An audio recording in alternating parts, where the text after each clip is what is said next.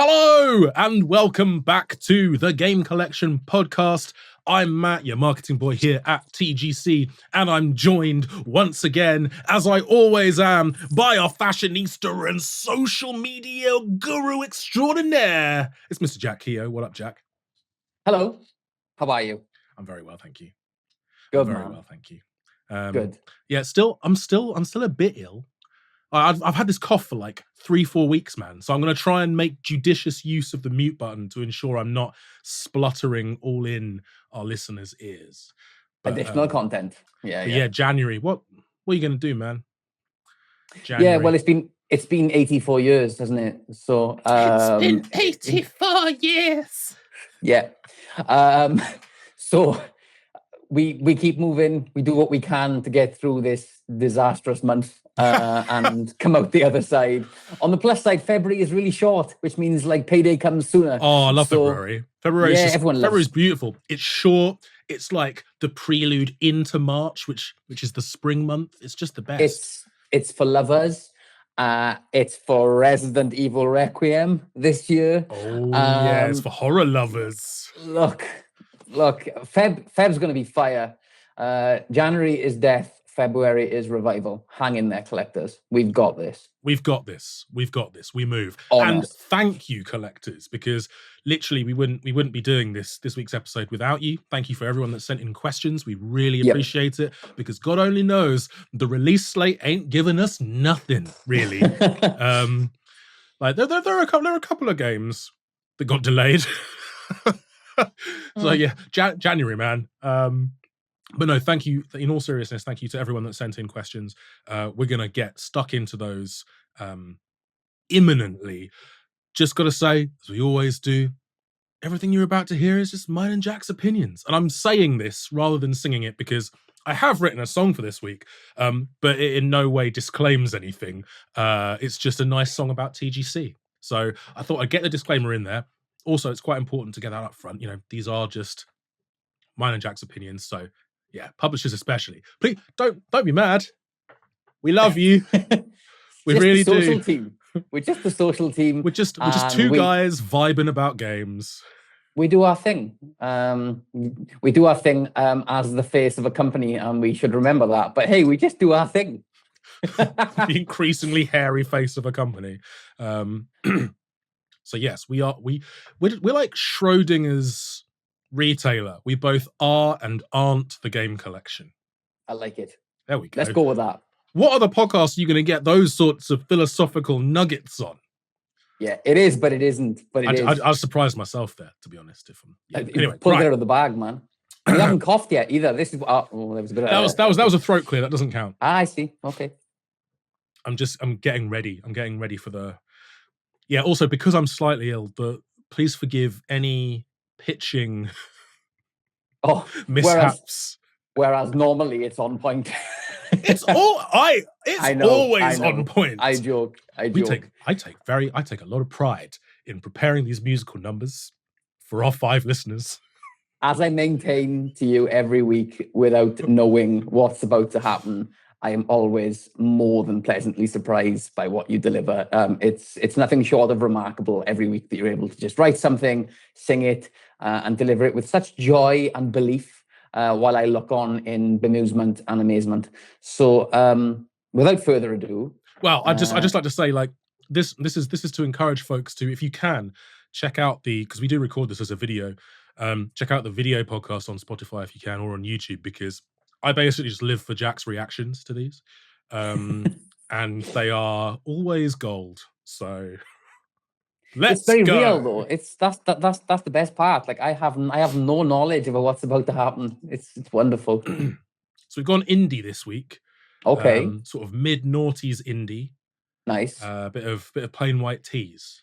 Oh, really? Okay. So Hey There Delilah's coming then, yeah. Oh yeah. Unless you did hate is a strong word, but I really, really, really don't like you. There's that one. I didn't even know they did any other songs. Yeah, they Hey There have. Delilah.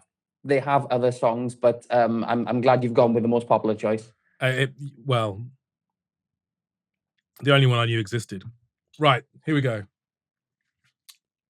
The Game Collection is a website where you buy games. We're a totes legit retailer. Don't sell Russian keys or try evading tax. Like certain key reselling cats, just spitting facts. So place an order, you'll get sweet rewards at TGC. Our service is stupendous. You'll get tracked UK delivery, it's free. Other game retailers smell of we, allegedly. Oh, come shop at TGC. Oh, there's games for you and me. Oh, come shop at TGC. Oh, no better place to be. Shop at TGC. We're going to get sued. We're going to get sued. No, we're not. Probably. No, okay. I mean, that first section was legendary. And then of course, just like the base level, just the low base level insult of other retailers smell of we, allegedly. All of this is alleged, not by us. You fired your shots and then covered your ass. I have nothing but respect for what's just gone on. Like, I was yeah. That's probably the most shocked I've been. What is this? Episode 18, this? And I think that's, you've done it. You've officially, like that was, I thought I was prepared for, all eventualities. I kind of know how these go. I was not expecting that. That's on the nose, my man. I'm going to get sued. See you in court. We're going to be fine. Yeah. Going to be fine. No, don't mention anybody. It's all fictional. It's all alleged anyway. It's all fictional. It's all jokes. It's all love. I'm gonna put these glasses back on and we'll wait to get served. Okay, well, it's fine. That 10 out of 10. Anyway, shop at TGC. There's games for you and me. No better place to be. Other retailers smell of weed. Allegedly. Like, I've never experienced this myself. I've just seen videos on the internet, where some people might cast aspersions on. Anyway, community questions. Thank you so much to everyone who wrote in. Again, we haven't named names, Jack. Like this is all just hypothetical. No, this is my favorite episode to date already. Like, This is chaos. Because all bets are off. There's no news. So we're just vibing. We're jumping in with you folks. We're jumping in with you collectors. And kicking us off is Endless Odyssey. And a bunch of folks actually asked, we often get questions on which IPs we'd like to resurrect. But Endless Odyssey has asked, what PS3 era games would we like to see make a comeback? Is Matt still making crystal in his bathtub? Do you think Sony will ever be able to unlock the PS3 games? It's criminal that games like Infamous are stuck on the PS3. And Neil over on Facebook asked a similar question saying, any dead IPs that you wish would make a comeback? I'd love another Mirror's Edge or Resistance game, lol. Both of which obviously were Xbox 360/PS3 era games. So yeah. I often consider that sort of era the quite a golden era in many ways. The 360, for sure, like absolutely iconic. Yeah. Just to touch upon that little, is Matt still making crystal in his bath? That would be linked with the, obviously each week I put out a request for community questions and choose a famous duo either from movie or TV or gaming. This week I chose Walter White and Jesse from Breaking Bad. And that would be why you are cooking meth in your bathtub. And no, for the record, disclaimer, Matt does not cook meth in his tub. I don't. If he did, he probably wouldn't be wasting his time doing a podcast every week for a video game company. Man would be making serious bank elsewhere. I'd be making bank and probably be in jail. Yeah, but you pays your money, you take your chances. If they don't get me on the libel, they'll get me on the meth. So, dead IPs. Speaking of dead IPs, look, just bring back Left 4 Dead.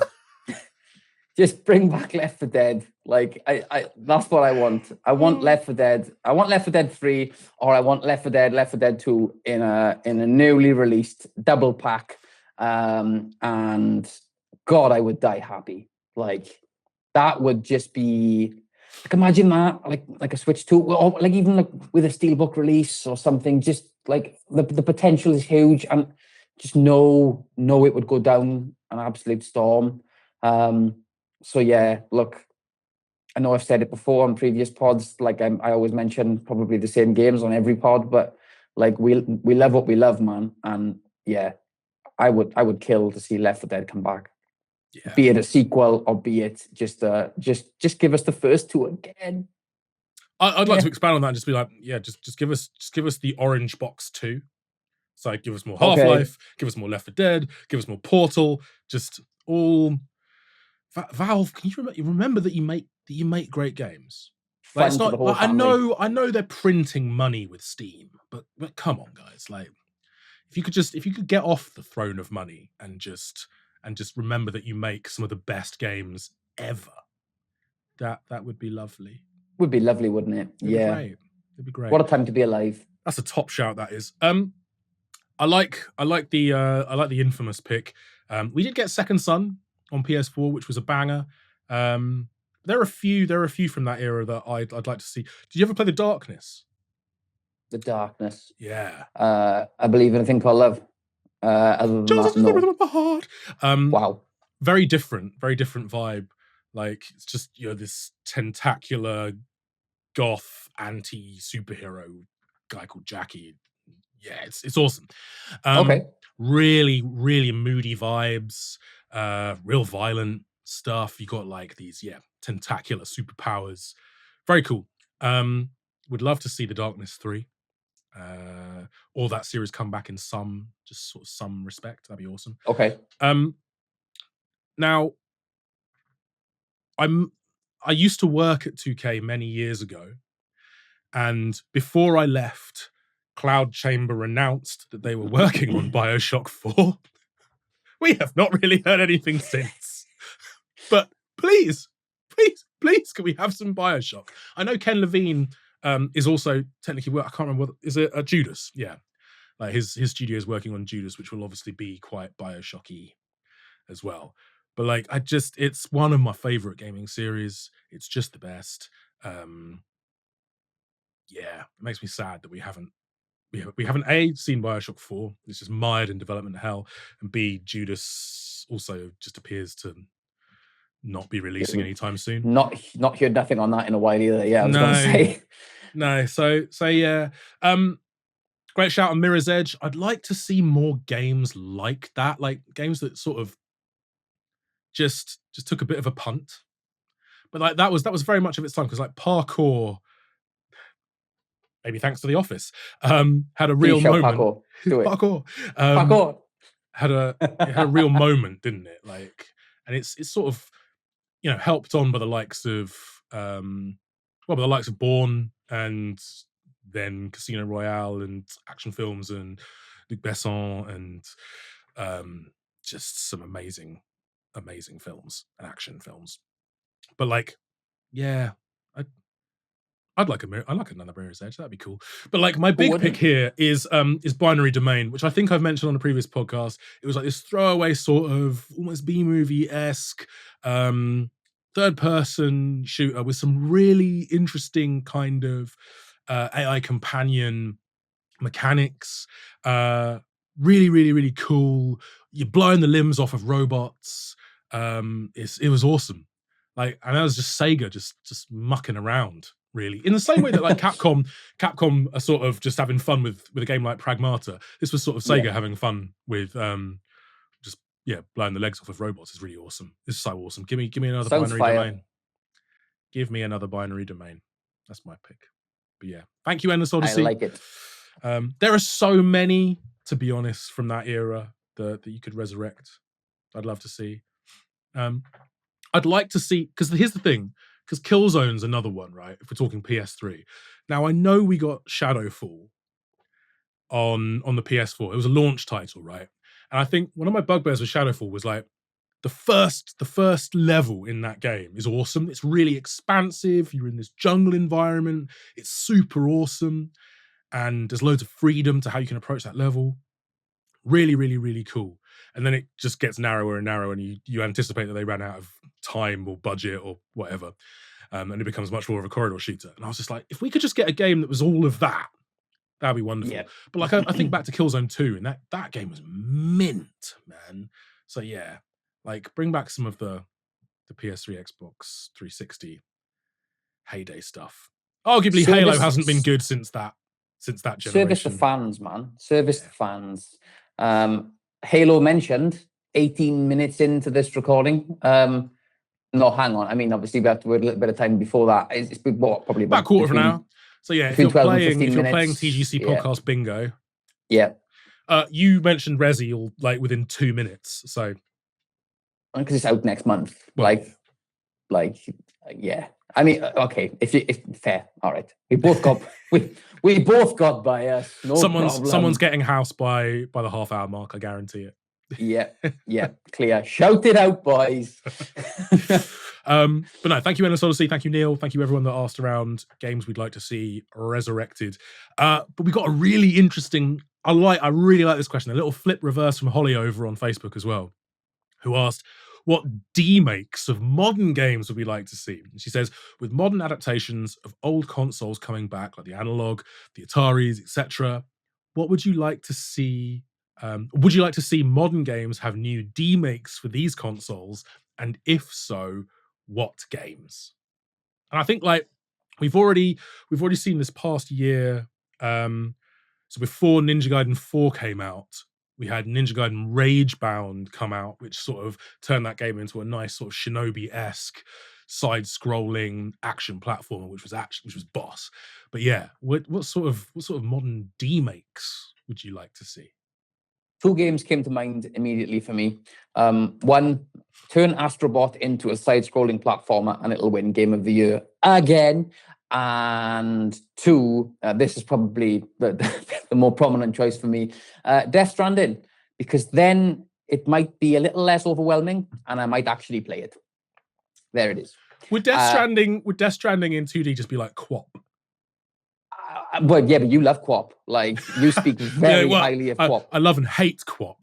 It's but I mean, the point is, it's always on your lips. Like again, that's also mentioned probably once a pod. So, look, I don't know how it would look. I don't know how a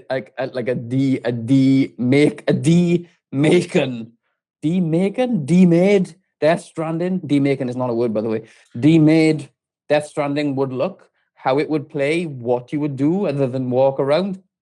But all I know is that I would look at it and I would go, that's something I can consume.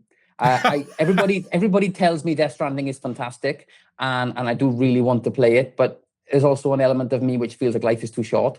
I kind of want to play that. And again, look, Death Stranding 2 looks like one of the most visually breathtaking things I have ever seen based off gameplay I've seen online and screenshots. It looks remarkable, and I'd love to play it. But where's the time? I don't know. Like I need the collectors, I guess, to tell me, like, you know, is this something I can get into? Is this something that is worth the absolute grind? Yeah, I think if somebody demade Death Stranding, I'd love a little look at that. I'd love to know as well if there are collectors listening who've played both.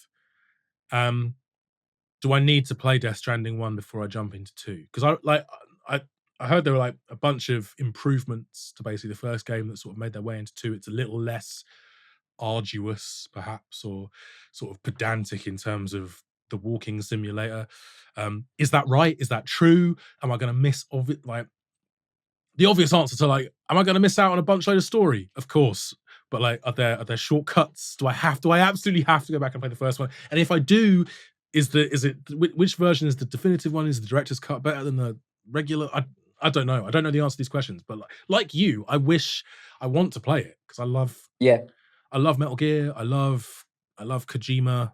It looks batshit mental. I want to know. Like, so many people rave about it, and I'm just like, there's an element of FOMO there, and I'm like, this isn't a Souls-like. I can probably do this. Can I? I don't know. So yeah, I'm like you. I kind of want to get into it, but I'm like, do we just jump into number 2? Is that even possible? How much will I miss out on? So let us know, collectors. Let us know if you're a Death Stranding series fan. Please let us know in the comments. Help us. I love the Astrobot shout because Nintendo have showed that you can go 3D and then pull it back to 2D, and those 2D games will still be absolute fire. Like Super Mario, I've been skeptical, right? I've been skeptical because I'm like, why can't we just have, just keep evolving, keep raising the bar, you're Nintendo. But they do, even when they go back to 2D. Like Super Mario Wonder is awesome. And it's just pure joy. They just find a way to make it pure joy. And Astrobot was pure joy. And I'm sure Asobi would find a way to make a 2D version wonderful. Right. I think it's safe. I think it's safe to admit, right, that safe to believe that we will get an Astrobot sequel. I mean, it was too successful. It's for it. And I know on the flip side, with the amount of copies that was sold, it's like I saw somebody say it was like less than like 5% of PlayStation owners actually played it, or something. It was something like that in line with the sales. But like, throw that out the window. Like, if you like platformers, it's every bit as good as Nintendo, if not better. It's the best platformer in years, man. Yeah. Like it's the best platformer for me since Super Mario 3D World. Like, and then 3D World for me is the best Mario game ever. So yeah, it's a work of art. Like, it's pure joy, as you say. And I think for them to build on that, or even scale it back and offer, imagine just like I don't know, like something on just like a Switch. And obviously I know it's a PlayStation exclusive, but like something that kind of ties into that little kind of just that fun side-scrolling platformer. I think that would make absolute bank. Yeah, we'd love to see that. Something I'd also love to see is, and I'm gonna fix the biggest entertainment property on the planet right now. I'm gonna fix Call of Duty, because just demake that into a Contra run and gun. just do it. That'd be amazing. It'd be so good. Fire. Like, just turn it into Broforce. I think it'd be so good. Like, fully destructible scenery, like, but just like crazy, ridiculous, over the top set pieces. Because that's what we love about COD. It's like the cinematic ridiculousness of it all. Yeah. And you could get an over the top. You could still have really high production values. But yeah, just make it a Contra style run and gun, ridiculous, awesome thing. I'd love to see that. Love that shout. To be honest, I wager it would be the best COD in years. Just putting that out there. And I'm not the biggest fired. COD player, but like, yeah, run and gun COD. I want to see that. I want to see that. I would be interested to see how that would be received, and how that would translate into sales. but seriously, like, it would kill the series. It would be really bad. Don't listen to me at all. Oh well, there goes that dream. But I want to see it. I still want to see it. I just think it would be so cool. It would be great, and it would be a completely different approach. Let's be honest, nobody would be expecting it. No. So, yeah. I also think, as well, in the spirit of like fixing some of the biggest gaming properties out there, can we just have like a FIFA or like an FC Sensible Soccer release? Giving people what they want, man. Yeah. Scale it back. Like, take us back, not forwards. Take us back. Like Jack from Lost. We got to go back. We have to go back. I also think, on the subject of football, that like Football Manager's it's too much. It's too much. So demake that. Did you ever play? So there's a game like back. I remember getting a demo on a floppy disk. Okay. Of Ultimate Soccer Manager, and it was amazing because like you could, like, you had the whole complex. So you had like the stadium and little parking and like little concession stands that you could build, and you could go into the chairman's office and you could boop his nose. And I'm like, I don't want a I don't want like just 50,000 pages of Excel, which is basically what Football Manager is now. Yeah. Like, and I don't even need a 3D match engine. Just give me dots. It's fine. Like, I want to be able to boop the chairman's nose. It's the little things, right? It's the little things. It's like in that game Red Card when you could foul the ref. You could just if you didn't like it, you just like went Red through the Card ref football as was well. incredible. Yeah, exactly. Like Red Card football was incredible. Just like doing like the Matrix style like somersault into the penalty area, and then you just bang it top bins. Brilliant. They don't make them like that anymore, man. Just They don't make them like that anymore. Also, I mean, it's not a Football Manager, but like, I can't remember which FIFA it was, but do you remember when you could like sit down with players for like contract talks and that, and it would build, and then you'd have in FIFA, and you'd have Petr Cech there for his contract talk, and he'd have his scrum cap He'd have the scrum hat on. Like what? Gold, absolute gold. Amazing. More of that is needed in video games. Don't explain it. Don't make it too real. Just have fun. Just have fun with it. Yeah. But yeah. 100%. But thank you so much, Holly, for that question. That's absolute banger of a question, that. It is indeed. Yeah, fire. Vinla's come in. Like, shout out Vinla for always contributing interesting questions. Yes. To ask, do you have any games that you avoided but loved when you actually played them? And I think we've had a couple of variations of this in the past, but went on to say, during an E3 many moons ago, I, going through my PC Master Race phase, scoffed at the reveal of Halo Wars, an RTS on console. Lol. Years later, I played it, and now it's one of my favorite games ever. So Halo was always going to get mentioned, Jack. But I mean, actually, to be fair, he's absolutely right. I also scoffed at Halo Wars, and they somehow made an RTS work on a console without a mouse. Like, genuinely incredibly impressive. Actually, shout out the Civilization ports as well, because I remember playing Civ 6 on Switch, and wondering how they were going to make that work, and the port's incredible. Same with Civ 7. Like, it's so playable on a console now.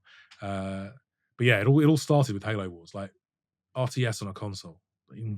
Madness. But they made it work. But yeah, any games that you avoided but loved when you actually played them? So, I thought about this, and I realized that I actually avoided Jedi Fallen Order for a little while. It was another Star Wars game that I didn't want to get disappointed by. And no, but I mean, look, we're Star Wars fans, right? And we're incredibly fickle. We have that. We have incredibly high standards. Some would say that are like unattainable to reach. But so I will say I avoided Jedi Fallen Order for a while. I had some friends that told me, listen, look, it's ace, you need to play it. The map is frustrating, but you need to give it a go. Well, I've mentioned it on numerous pods. But yeah, Fallen Order for me is an utterly like just wonderful experience. Map aside, yeah, that map is I wager it's probably the worst map in any video game ever. It gets worse as well in the sequel. Oh, I disagree. Because it's more expansive. Yeah, but I felt they did improve on it slightly. The biggest issue with the map in Fallen Order for me was that, like, obviously the game is large enough as it is, and like, which planet is it? Is it the second planet you go to, which you go to like the deep depths of? And honestly, getting out of that, like to progress is not something I wish to experience again. Let alone having to go back into it when you're looking for the platinum trophy and somehow come out the other side without having set fire to everything. The map is horrific. However, I will still stand by it that when I did allow it into my life, it made it so much better. Like Jedi Fallen Order for me is a wonderful game, and I love Jedi Survivor 2. I do. It's also incredible, and it did improve on numerous things. But gun to the head, if somebody said what you prefer, I'd rather play Fallen Order again. Wonderful game that I avoided for a little while. Yeah, I avoided it too. Just because I saw the word Souls-like next to it, and I was like, oh oh, that's probably not for me, which is a real shame because it looks absolutely awesome. And of course I want to play a Star Wars Jedi game. That looks incredible. And then my Star Wars fandom got the better of me, and I'm so, so, so glad it did, because it's a wonderful game. Of course there are elements in there, but like it's not punitive. It has difficulty levels. You can enjoy it even if you're a filthy casual like me. And I think like, yeah, the design's wonderful, the story's brilliant, the acting's great. The action's brilliant. And yeah, it's got that sort of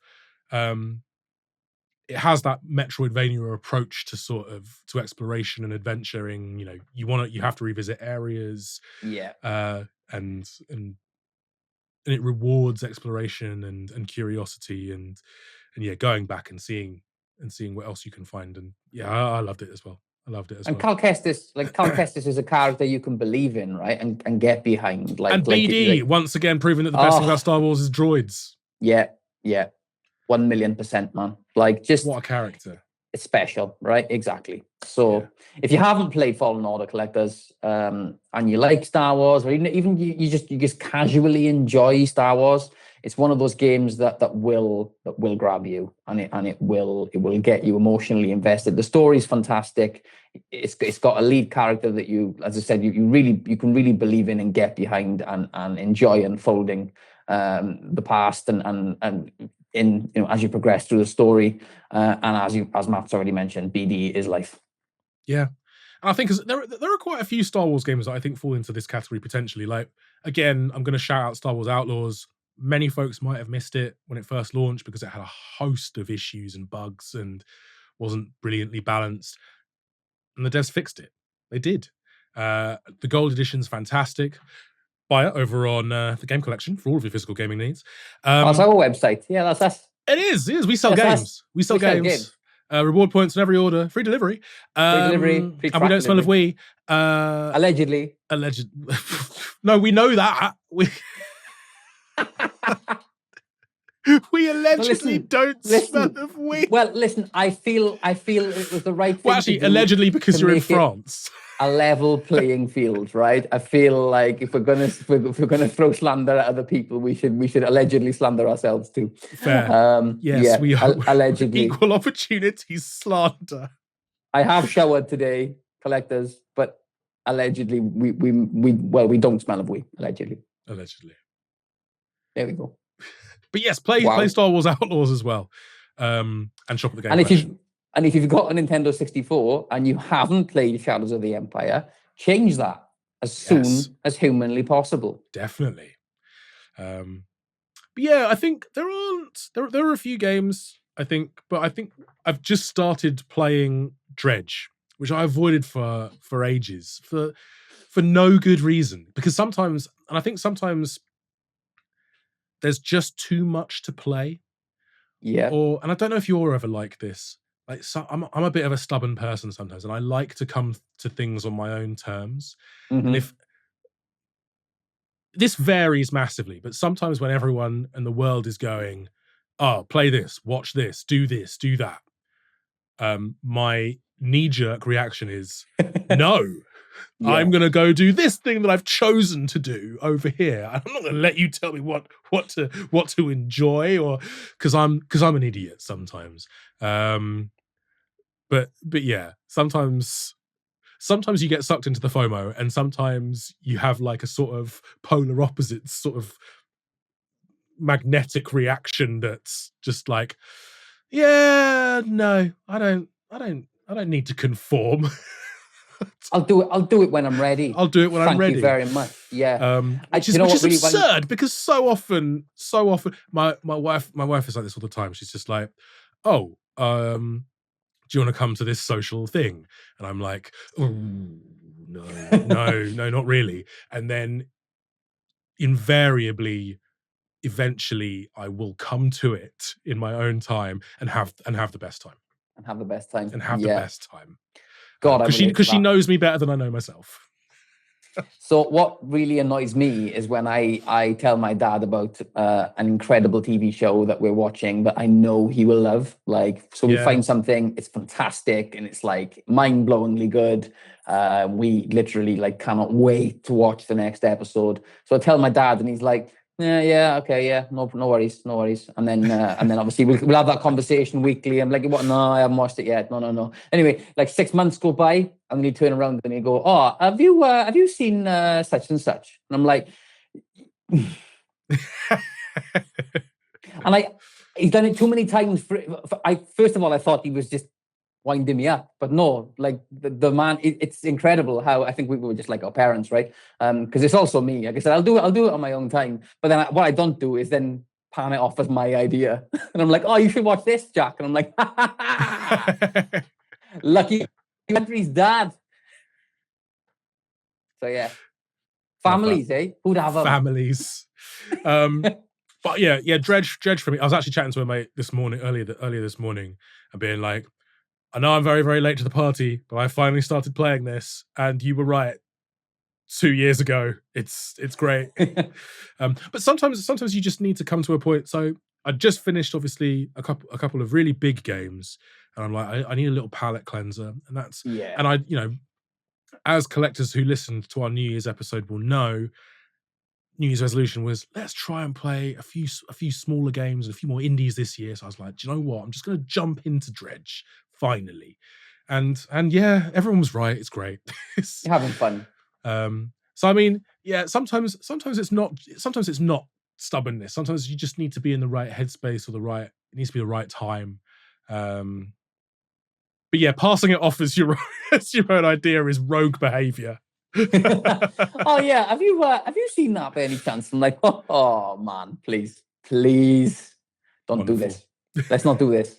I'm going to do that when I finally get round to watching Industry. I'm just going to be like, oh my god, Jack, have you seen Industry? I'll just end the pod. I'll cancel the pod. I'll speak to management and refuse to work with you any longer. Incredible. Even though you are my management. I am the management. That's fine. That's. But seriously, collectors, if you haven't watched Industry, watch Industry. Also, Succession. So Succession, actually, we're not in games anymore, but Succession is a really difficult TV series to explain to people. Because I tried explaining it to Ali, because I watched the first season. I was just like, I can't go any further until you watch season 1, because we're going to need to watch this together. It's that good. Mm-hmm. And she was like, I'll give it 3 episodes, because that's our rule. Like, we give it 3 episodes.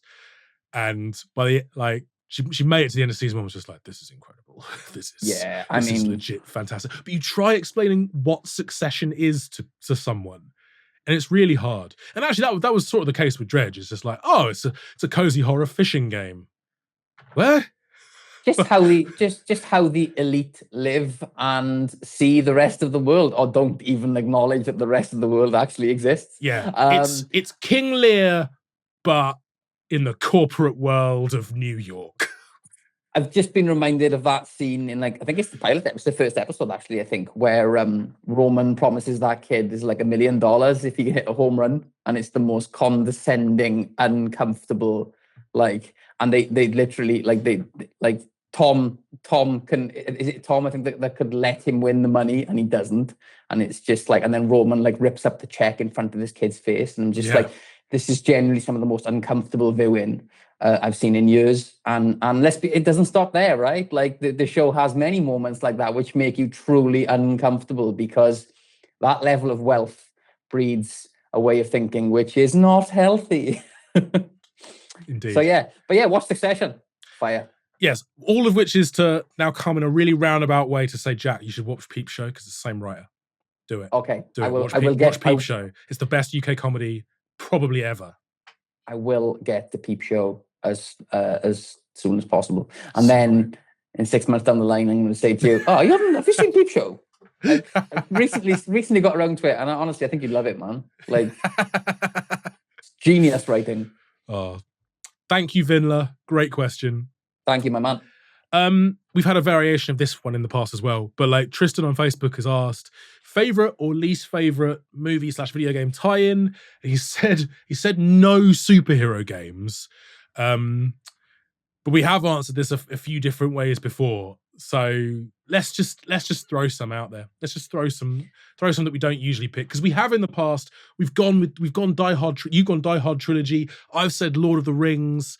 So we have picked non-superhero games. I've also said X-Men Origins Wolverine, which is great. It's better than the film.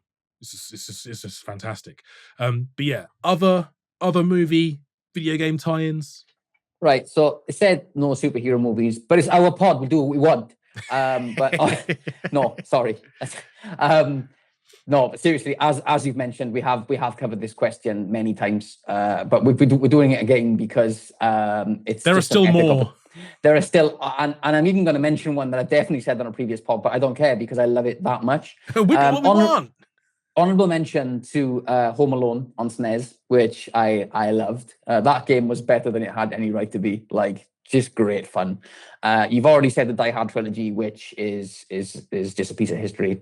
But shout out Die Hard Vendetta as well, actually. Oh, I love Vendetta, man. Like, I love Vendetta. Like, again, also better than it had any right to be. I had that on GameCube. Yeah, it's up on my shelves. Loved it. Absolutely loved it. But for me, if I had to pick, then it would be Spider-Man 2 on PS2. That game pretty much like was, you know, like when a game comes along in childhood, and it was in like early teenage years, and it just consumed me in like the best way possible. I was just utterly hooked, and I could not get enough of it. I love the collectible aspect, the hideout tokens, the skyscraper tokens. I love that side. The story was amazing, obviously based on the film, but the story was amazing. It had some epic sequences, and the replayability factor. You know, even when I was done with the game, I would just put it on and I would swing around the city and just have fun. It was just one of those cathartic experiences. Like, and it felt, obviously it hasn't aged well, but it felt so good at the time. It just felt like, oh, so this is what being Spider-Man feels like. You are Spider-Man, right? Yeah, right. And even like the pizza missions, delivering the pizza and like getting there within a certain time and all of that stuff. It had so much replayability. And even when you were done with all of that, to just swing around and stop muggings from happening and just like, just having fun. Spider-Man 2 on PS2, goated. It's the blueprint. I think it's the blueprint for superhero games. But it's also, I think it also drives home one of the most important things about a good open world game. Like, you have to nail traversal. If you're going to create a massive world and invite people to run around and do things in it and explore and what have you, you have to make traversal fun. And I don't think a game did that in the same. I don't think I got the same feeling from a game, because it's that breathless freedom of exactly as you say, swinging around the city. No game had come close. Like, there's nothing like that first feeling of, I had it on GameCube, but like that feeling of swinging around the city. And like, I didn't get that feeling again until the first Assassin's Creed, when suddenly, again, we talked about parkour earlier. You're running over buildings, and it's this incredibly fluid traversal system that, again, there was nothing like. And the game overall was weaker. It would get obviously much better with Assassin's Creed 2. But like, that feeling of freedom, that breathlessness of just pure joy in motion, like, Spider-Man 2 did that. And I don't think, Assassin's Creed stands on its shoulders. Very different games, but they both understood that if you're going to make a massive open world, you got to make getting around it fun. And I think that's why so many GTA clones fall down, because the driving's not fun. Whereas something like Sleeping Dogs, we'll just get some Need for Speed folks in and actually make all the little bits that make up an open world game super fun, including this that's usually rubbish. And actually the driving in that game is probably some of the best in any open world game ever. But yeah, traversal, man, it's what a game. Yeah, it's wonderful. Like, it was on the money in every way. Like, just absolutely changed me as a Yeah. teenager, as a young lad. It was just, hooked. I'm going to go back to the 90s, and I'm going to We choose... never left. We never left the 90s. We never left. What do you- I want to shout out the old hard as nails Disney platformers. Oh, are you going to say Mickey Mania? Because Mickey Mania was...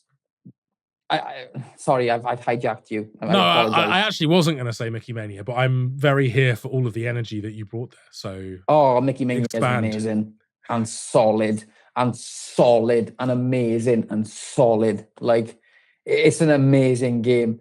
But like, even this, like, dude, that game gets ridiculously hard on level 2. It doesn't let up. Like, it does not let up. Like, the kids' games. Ha! Yeah. Right over. But this is what I was going to say about Aladdin, right? So also solid. those Disney platformers, absolutely brutal. And I just remember there's the level in Aladdin where you're trying to get out of the dungeon, and you've just got those bricks that are constantly sliding in and out of the wall. Yeah. And it's rings a bell. It's such a slog trying to get up. Like, and that's like level 3. And I'm just like, this is going to take me forever. Savage. Of course, there are no checkpoints. There are no save states. So you fail all the way back to level 1. I don't think there was even a level select on the original release. So like, yeah, you're just like, you're going to do this, or you're going to fail. And then you're going to have to go back to the start. And you're going to learn that that's how the world works. Yeah. Look, let's be honest. Like, video games were just back then were brutally hard. I think though, and I was reading an article. I can't remember where this was. It sounds like it was probably in the Guardian. Let's face it.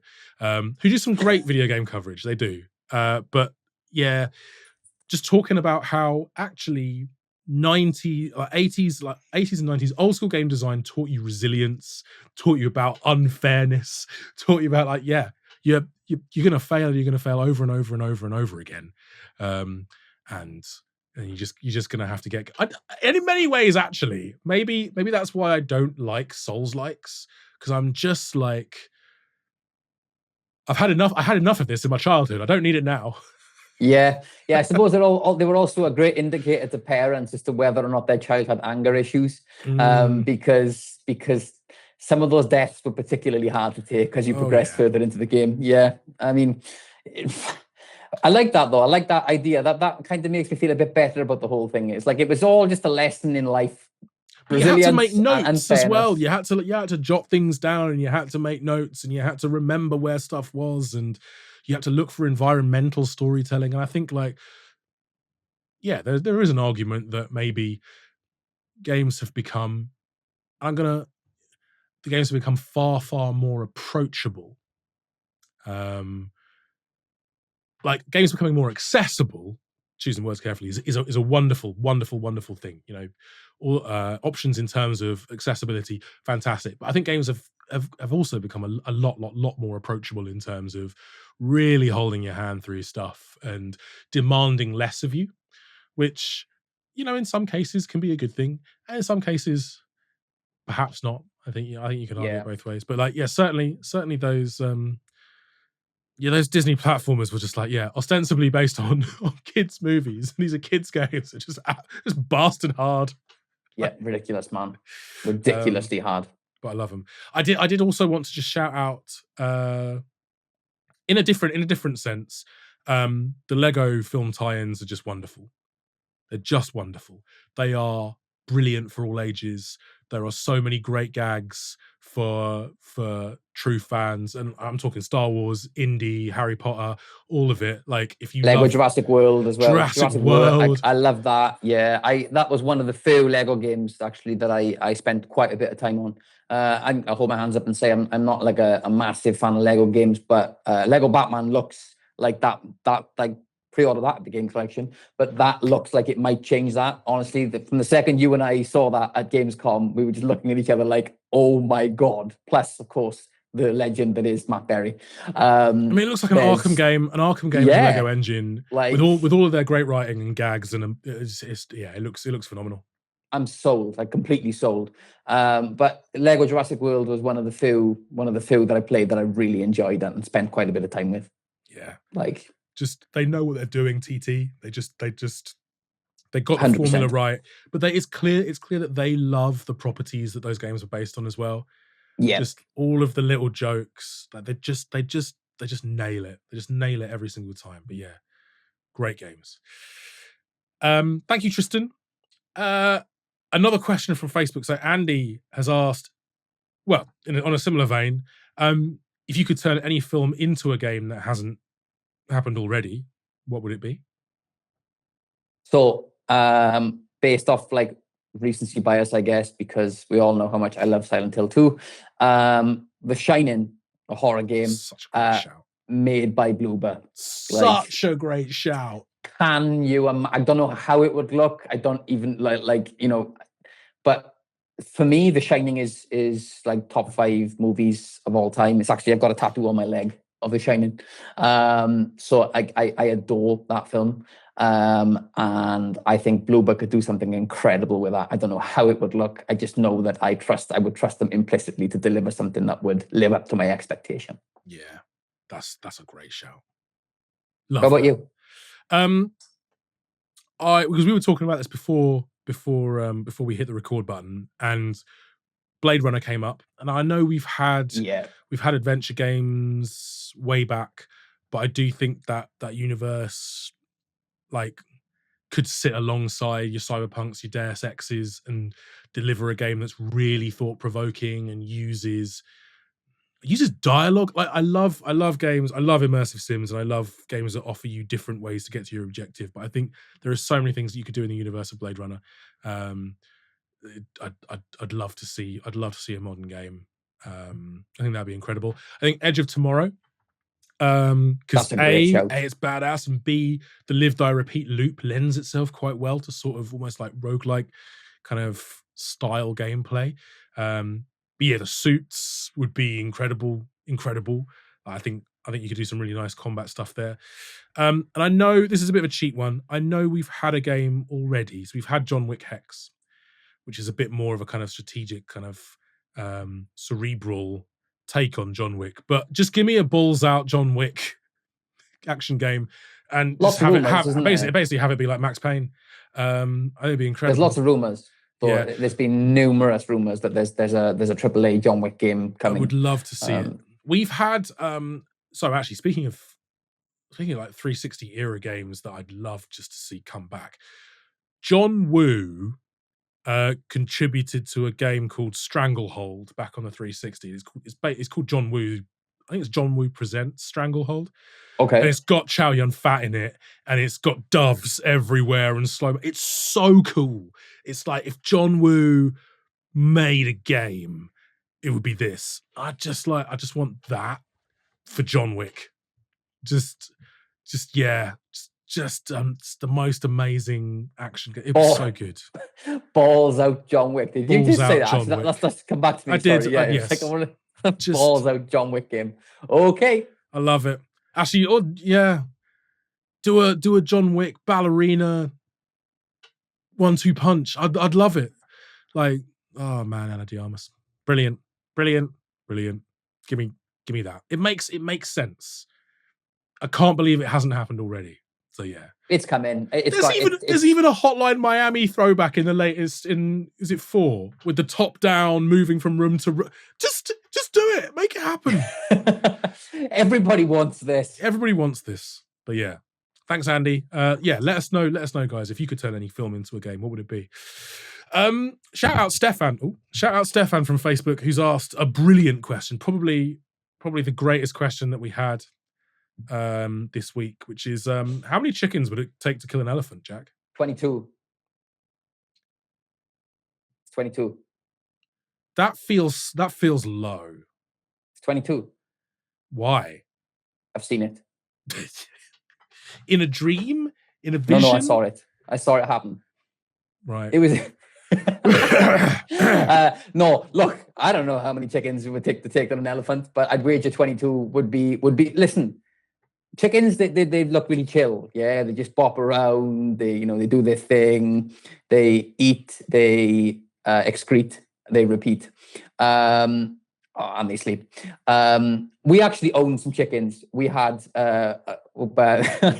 so my mum and my stepdad, we actually bought 3 chickens and had them in the garden for a while.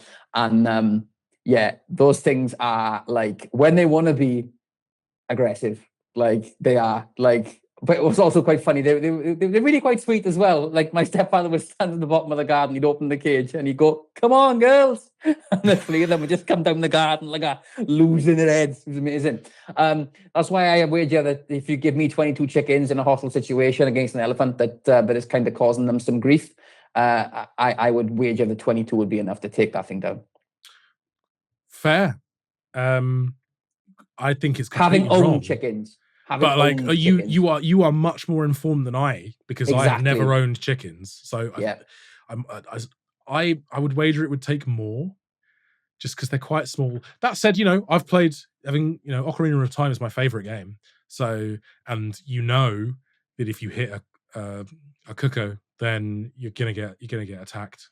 So, like, listen, chickens are leery. In the words of the Arctic Monkeys, what do you know? Oh, you know nothing. That's fair. So I have no basis for this. Apart from playing Zelda, where you whack a chicken and that thing just gets really cheesed off. Just murks you. Just absolutely destroys you. So yeah.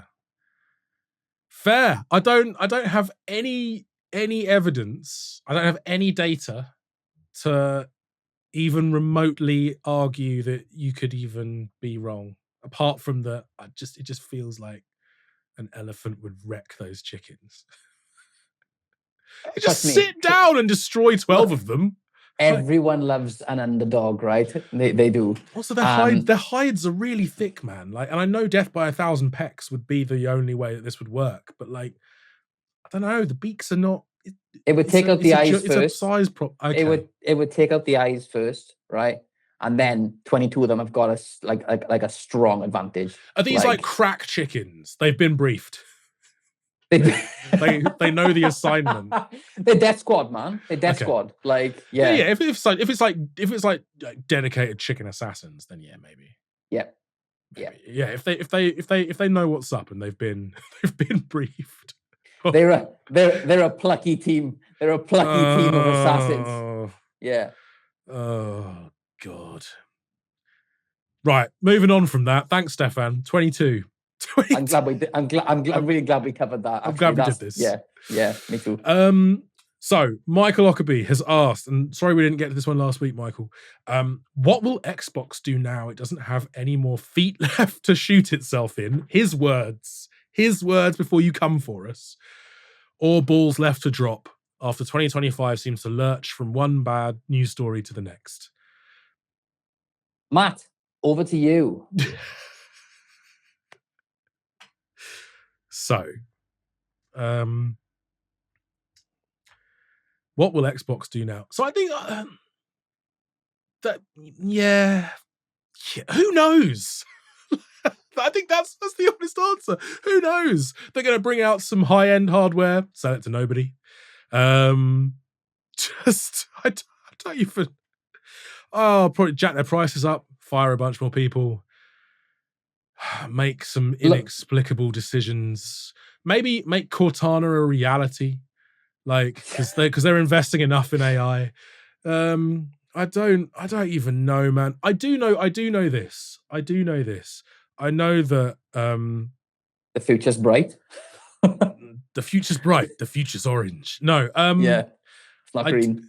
I do know that I am playing my PS5 more because I have both, right?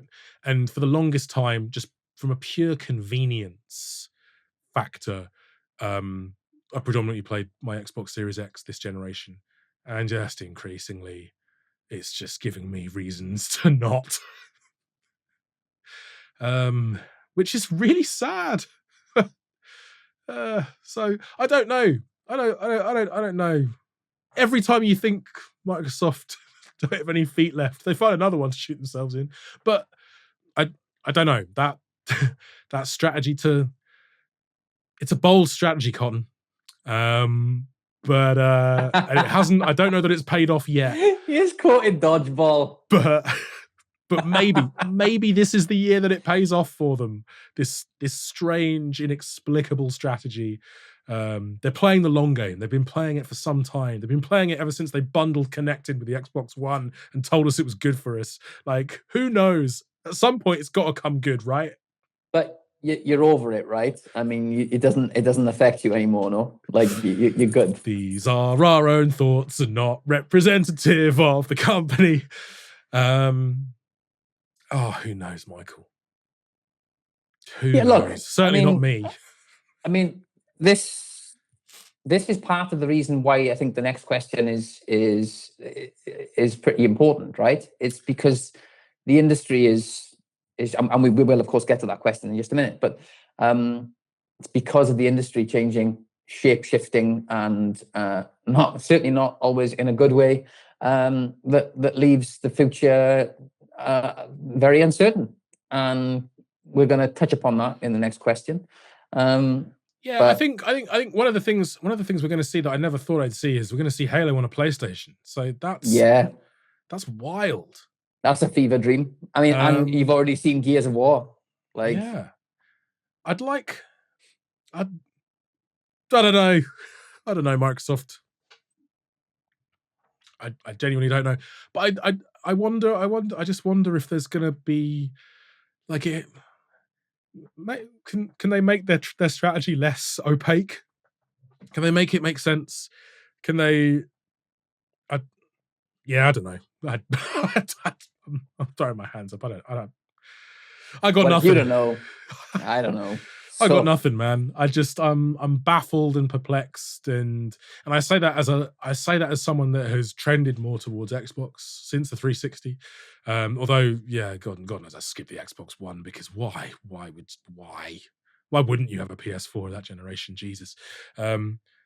Flashback to Vince Vaughn blindfolding himself. Yeah, he will not be able to see, Carton. Oh, I love dodgeball. I love that you threw dodgeball in there, man. It had to be done. I still don't know if it's paying off. Does Phil Spencer know? I don't. Maybe Phil does, but if they could show us, it'd be wonderful. But yes, who knows, right? Michael? Who knows? I think it'll be fascinating to see if the next Xbox, like what it looks like, if there is one, how much it costs.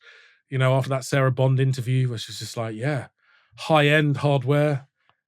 They're sort of looking to bridge that gap between console and PC.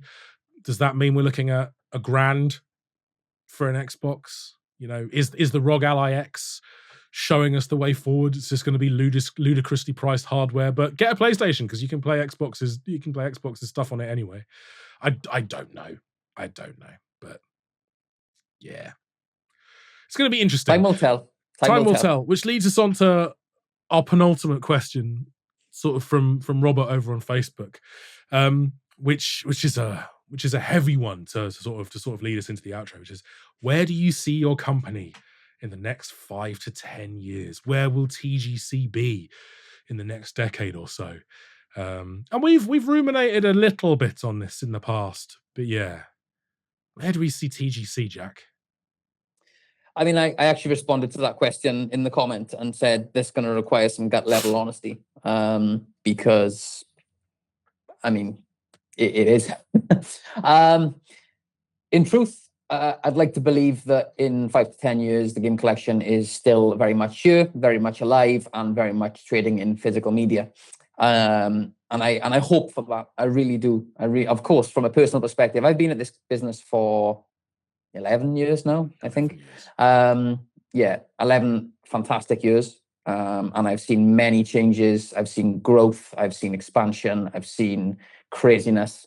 I've seen terrible ideas. I've seen many things. I've given some of those terrible ideas. Less, absolutely. But much like, I think you made a great point to me off this pod A lot of our competitors or businesses of our size have either gone or are very much in the process of kind of dwindling, and that's because the industry is getting smaller and smaller. There's a lot of sacrifices being made the physical across the side of board. the industry, The physical side, of course. Sorry, yeah, I should have made that a bit more clear. But obviously, as a physical retailer, we're kind of one of the last bastions in terms of an indie retailer that is holding its own. And we're very proud to be able to say that, like, in terms of competitors, it is your Smith Toys, it is Game, it is Amazon. Those are our competitors now, which is amazing. But it also means that we pretty much box with both hands behind our backs. They all are able to sell other items. We, of course, primarily sell video games. Up until very recently, we have made some moves. We have diversified. Shout out to our little brother, Game Collection Collectibles. That is a working title, TGC Collectibles. But look, ultimately, adapt or die, right? Adapt or die. So what's the Game Collection's plans for the next 5 to 10 years? We are both very much of the opinion and feeling that, like, the plan is, of course, that we will still be here. We will still be selling physical media and doing our thing. And look, all being well, it'll still be me and you at the helm. Fingers crossed. But in terms of the future and diversifying, collectibles will need to play a bigger part in this business in order for us to maintain what we do over here. It's no secret. You look at what Game have had to do. Game have done something obviously on a far greater scale. It seems Game these days have switched to just selling collectibles. It's very rare they sell video games now. But we need to keep this strong mix alive. We don't want to lose the personality and the community that we have built over on the Game Collection. It's a wonderful, wonderful place to talk to you guys every day. But yeah, that's very much my opinion. It's adapt or die, right? I don't know what you want to add to that. You've probably got like a few things I've missed in there. But yeah, I think we've mentioned it before, and like it is a scary time, to be honest. Yeah. There is anxiety, right? And we've seen consoles release this generation with no disk drives. We're seeing more and more games release on discs and on cartridges where they just trigger a download. Right? Game key cards exist. Game key discs exist, right? A lot of those Microsoft releases, Oblivion comes to mind. That again, it's a physical form of DRM. It just triggers a download, right? So it's impossible, I think, to sort of consider those things and not be a little anxious for the future of physical media, because there are some elements of why we love physical media that still exist with a game key card, but the preservation aspect of being able to run something straight off a card or straight off a disc without the need for an online connection, that doesn't exist, right? So it's a future that is a bit anxious for us. I think, Jack, like, you hit the nail on the head, right? Like, all of our competition are, for the most part, massive retailers that with huge diversification, right? They're general stores. They're like Amazon's department store. Argos is a department store. Currys is a department store. Game has diversified massively in the last few years, from a marketplace where they just threw everything, including the kitchen sink, to sort of now focusing far more on almost becoming a Smith's competitor in that kind of toys and collectibles and vastly expanded entertainment range. And so I think, we've had to do that in terms of the wider company. I think, Curveball, our parent company, has always looked to do that. So, we still have, there's a distribution business. We've stood up the collectible side of things, and that's going really, really, really well. Of course it is. Like, that's very much in its infancy, but the growth opportunities there are really, really cool. We've stood up a publishing arm, Curveball Games. Go follow those guys. Hell yeah. And so, we're contributing, hopefully, to future health of physical media, putting games in boxes, fighting that good fight, flying the flag, but also, hopefully this year and beyond, doing some full service digital and physical publishing as well. So, I think our parent company is certainly looking at ways to expand and to diversify. I think for the game collection, what does that look like? I think as you say there, hopefully we're still selling physical games in 5-10 years, and hopefully we're still engaging with our awesome community, and it's growing and it's awesome, and it's we're getting to chat about the fantastic games that are getting released still. Do I see a future where we end up selling digital? It's difficult because a lot of those companies are based in more tax-friendly areas of the world, shall we say? Yeah. Which immediately, again, allegedly. Well, no, they are. They're headquartered in countries that can afford to price far more aggressively than we can. Retro and pre-owned is something that every so often rears its head in terms of internal conversations. It would require large change on our part, particularly from a warehouse and logistics perspective, to be able to deliver that. It's far easier to do it with bricks and mortar because you've got a space in which people can walk into and trade in and so on. But yeah, could that be something that we explore down the line? Possibly. I know it's something that a lot of collectors would like to see. I know it's something that a fair few people internally would like to see as well, but there are a lot more things to iron out than simply go, oh, let's do pre-owned from our warehouse in Swansea. But I don't think anything's really necessarily off the table as we sort of look ahead. I think the important thing for us is going to be to go into the next 5-10 years with open eyes. Look, in the 11 years that you've been at TGC, right from that first year through to now, people have been prophesying the death of physical media, and it's still here. True. It's still here. That audience is still here. And yes, physical as a percentage of industry revenue might be shrinking year on year. But that's also because, the profits in free-to-play and mobile have been increasing year on year, right? So I don't know what the future holds, but I'm still hopeful.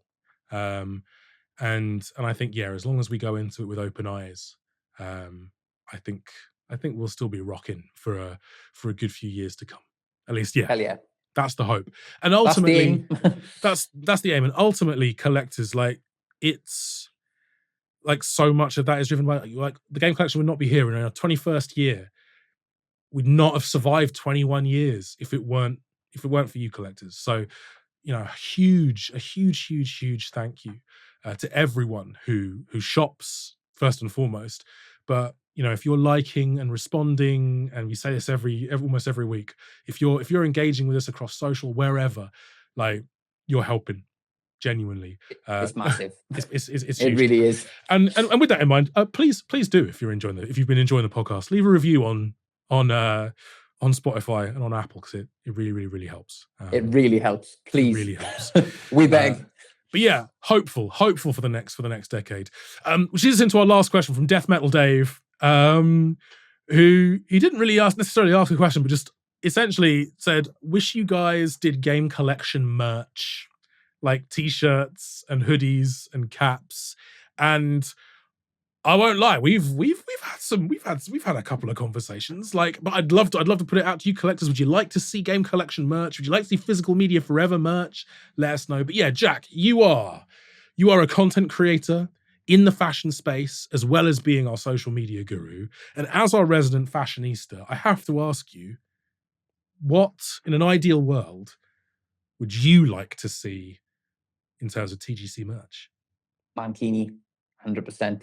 The Borat Mankini, no. TGC Mankini. No, it rhymes. It's actually far less. I can't You'd have to model it though. Yeah, because I'm not modeling. No one wants to see that. Yeah, no. No one wants to see a Wookiee in a Mankini. Talking about getting the game collection closed down. No, for me, it's actually far. Maybe we finally open the game collection OnlyFans channel, and it's just Mankini. Rest in peace. There it is.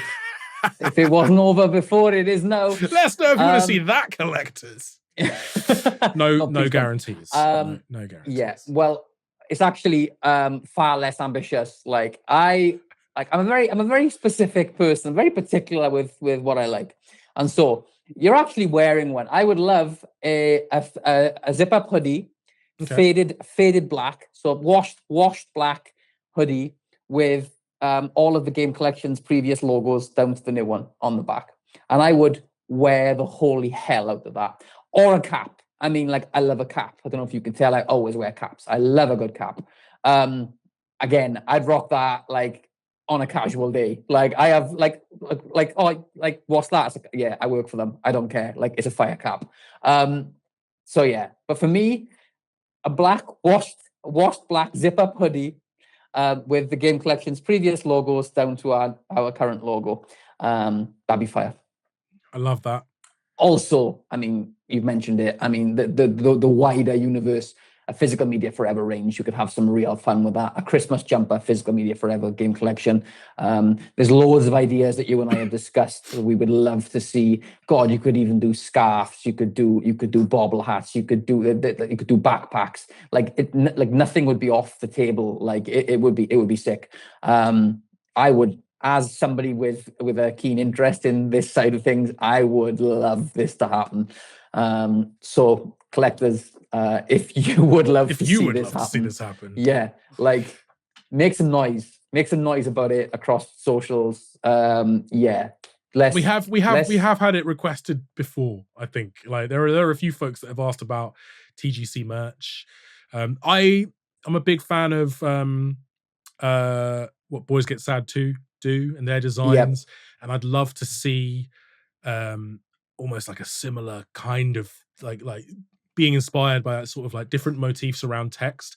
So almost you have like a physical media forever in a sort of square design, and then some gaming nerdy geeky motifs around that, legally distinct. You know, don't want to infringe on anyone's copyright. Inspired by video games, of course.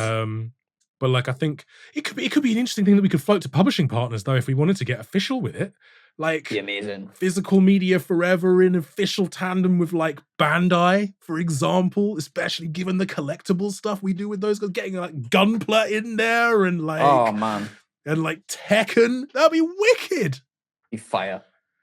We're gonna have to find a way to make this happen now. Yeah, stop giving ideas that give me life, then ruining my life when it doesn't happen. To be fair, I think the logo thing is a really, really good idea. I think that's certainly one of the easiest things we might be able to happen. We might be able to make happen. But yeah, collectors, I think ultimately we'd have to cost it up, right? Like, but if you collectors, if you want to rep some TGC goodness and show your love for physical media forever, let us know in the comments. Would you like to see this? Could we feasibly do it? Would you buy it? Because that's the only way it'll work, really. Yeah, I mean, it's all well and good until we sell two, one for me and one for you. So no, we need some backing. We need some community backing here to be able to take this to the powers that be and say, look, there is appetite for this.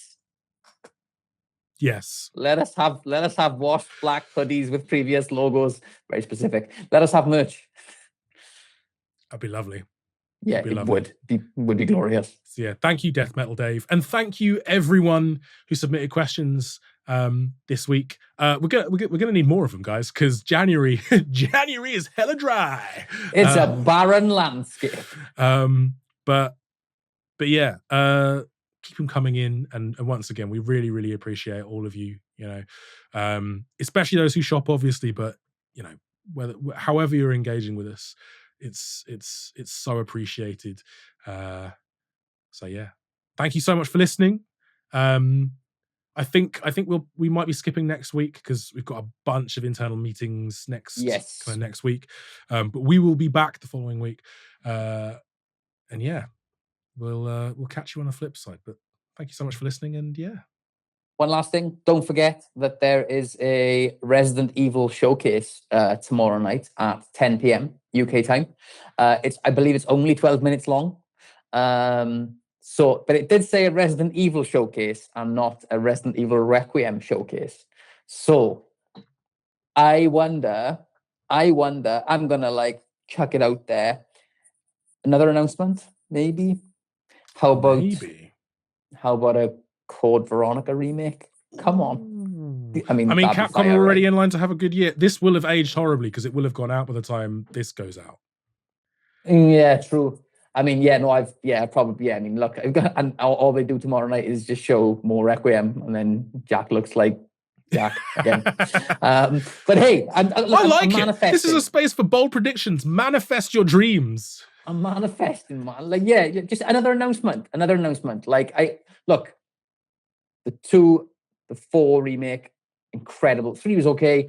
The 2 remake, the 4, there's a huge appetite there. There's still an array of epic titles in the Resi catalog to revisit, to remake.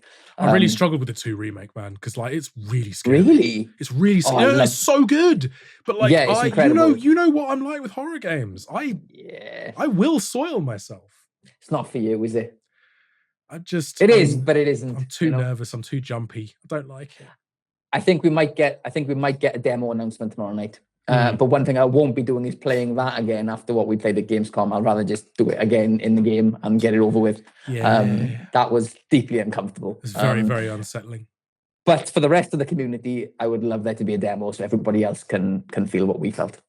So let's see. That'll be tomorrow night. I may well jump on, be online for that. Again, this will have gone out post that, I know, but still, I think I may well jump on because if something does get announced, I'm going to paste that all over social media. For that sweet engagement. Yeah, drop it in.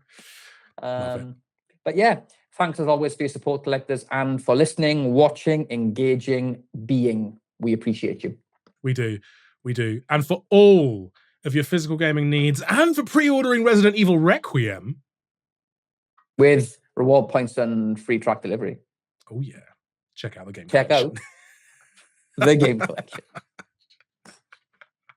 Thank you, guys. We will see you in 2 weeks. Bye.